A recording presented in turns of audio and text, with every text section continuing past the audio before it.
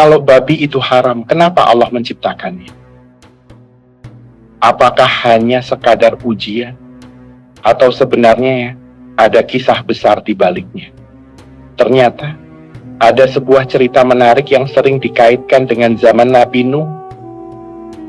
Sebuah kisah yang membawa kita ke tengah banjir besar yang menenggelamkan dunia. Bayangkan sebuah kapal raksasa mengapung di tengah lautan luas. Air menutupi bumi, langit gelap, dan tidak ada daratan yang terlihat. Di dalam kapal itu, Nabi Nuh bersama orang-orang beriman, dan sepasang dari setiap jenis hewan. Namun, hidup bersama ribuan hewan dalam satu kapal bukan tanpa masalah. Hari demi hari berlalu, kotoran hewan mulai menumpuk. Bau menyengat memenuhi ruang, lalat beterbangan, dan ancaman penyakit mulai muncul.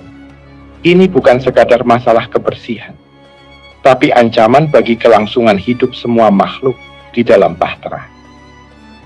Akhirnya, Nabi Nuh berdoa kepada Allah, memohon solusi.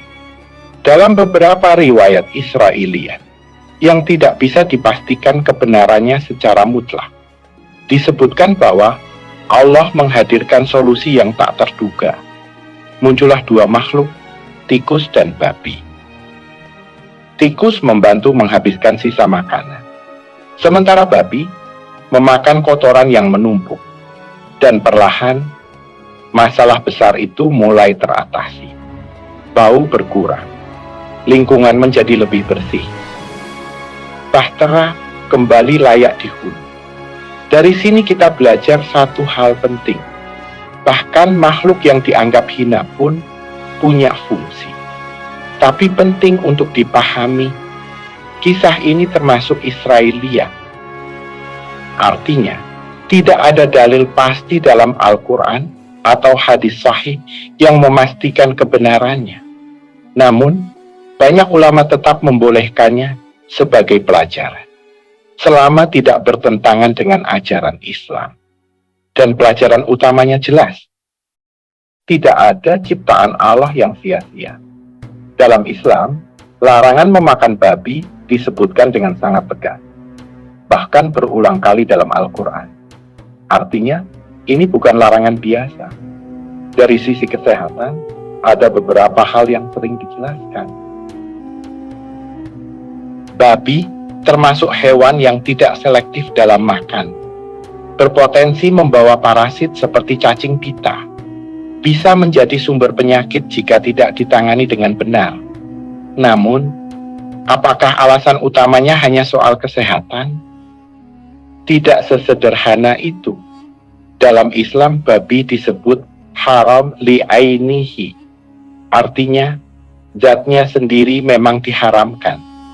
Disinilah letak hikmah yang lebih dalam. Larangan ini bukan hanya soal fisik, tapi juga soal ketaatan. Allah ingin melihat apakah manusia mau taat, meskipun tidak selalu tahu alasannya. Karena iman bukan hanya tentang memahami, tapi juga tentang tunduk. Seperti halnya api bermanfaat, tapi tidak untuk dipeluk. Begitu juga babi. Jadi, babi bukan sekadar hewan yang diharamkan. Ia adalah pengingat bahwa tidak semua yang ada di dunia ini boleh kita nikmati.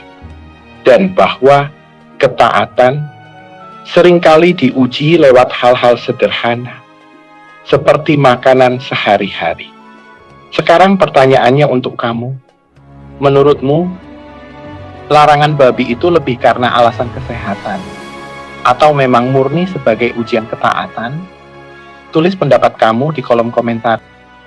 Terima kasih sudah menonton sampai akhir. Sampai jumpa di video berikutnya.